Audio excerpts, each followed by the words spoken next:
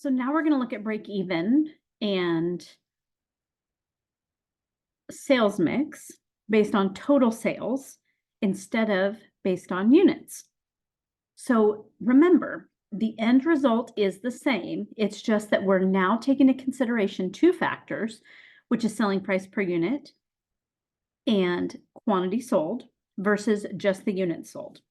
So just as a reminder, calculating unit contribution margin, that doesn't change.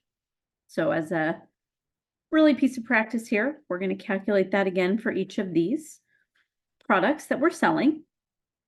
Now our sales. How do we calculate sales? I'm going to take my units sold times my selling price. Again, units sold times my selling price and units sold times my selling price. Hopefully you're feeling really comfortable at this point with that. Now, go ahead and calculate your sum of total sales. Now let's calculate variable cost. Units sold times variable cost. Units sold times variable cost. And units sold times variable cost. And I'm going to go ahead and sum up my totals here. Okay, let's go ahead and calculate that contribution margin. Sales minus variable cost, sales minus variable cost, and sales minus variable cost. Now, if I add those up, I should get the same answer as if, so 2.1 million, I take my total company sales minus my total variable cost. Because remember, we're looking at the total company sales mix based on our three products. So now let's figure that out. I'm going to take my shoe sales divided by total company sales.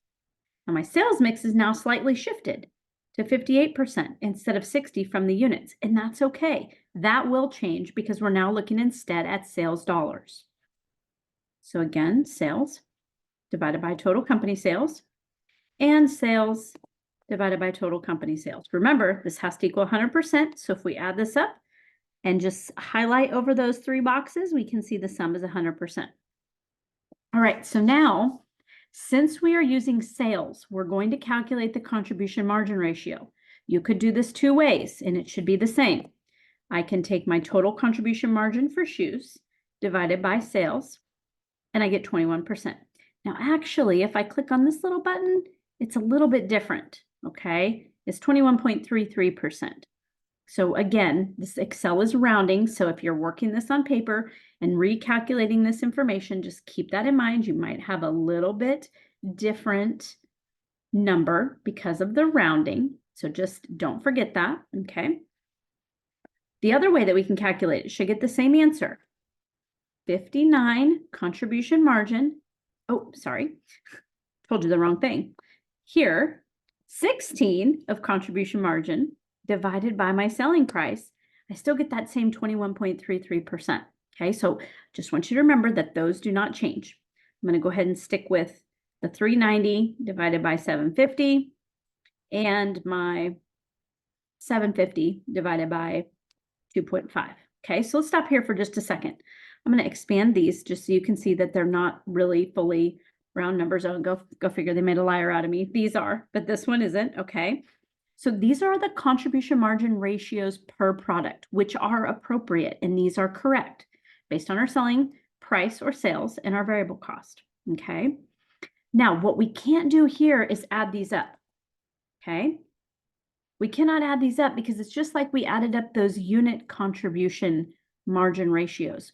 We can't add them up because is it possible that our contribution margin ratio is over 103%? No, because remember, we have to look at this in terms of the total company.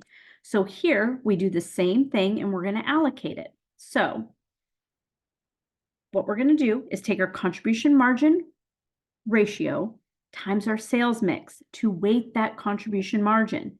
And then look what's happening. We're really saying, well, yes, the contribution margin ratio for shoes is 21.33% and some change.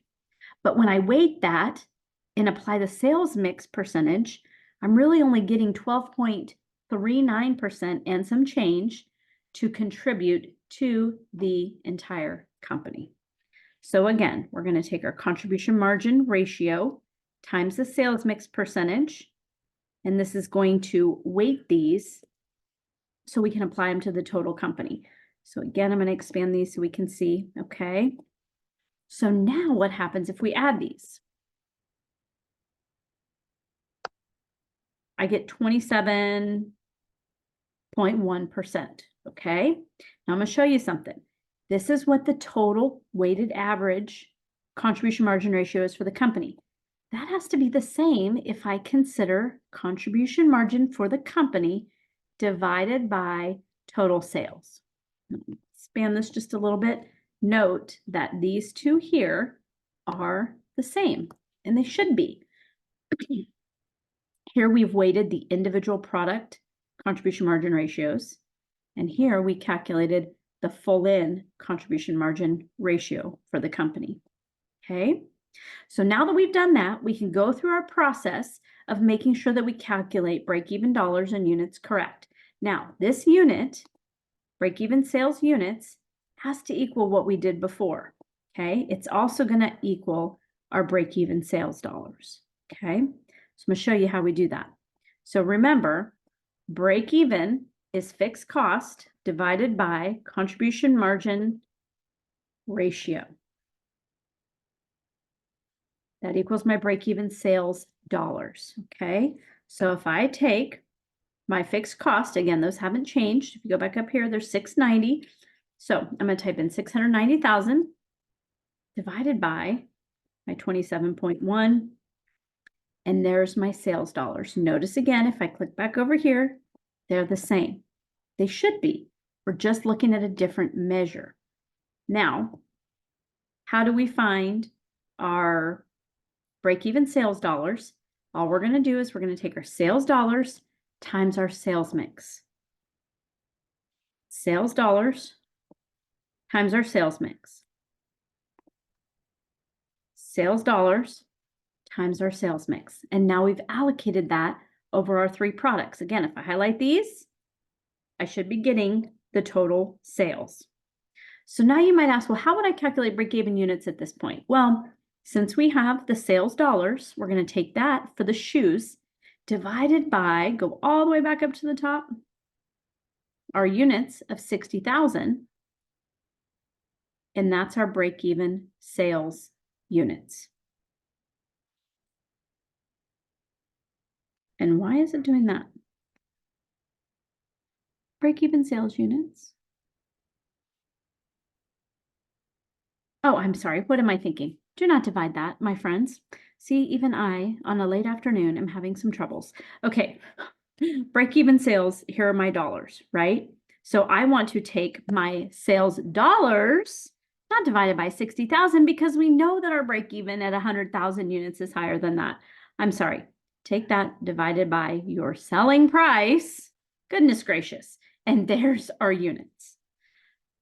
Sales dollars divided by selling price gives us our units. Whew, need some more caffeine. And sales dollars divided by our selling price.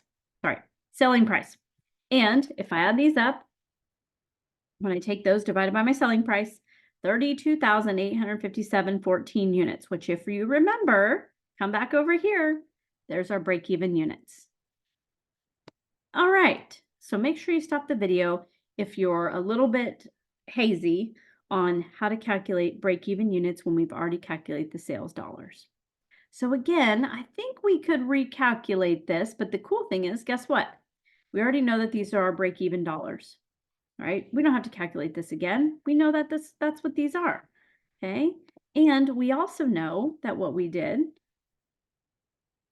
back in the previous video is we did go through and we allocated these appropriately. Okay, so we can prove that out again, a couple of different ways. With our variable costs, again, take your units, break-even units, times our variable cost per unit, just like we did on the last one.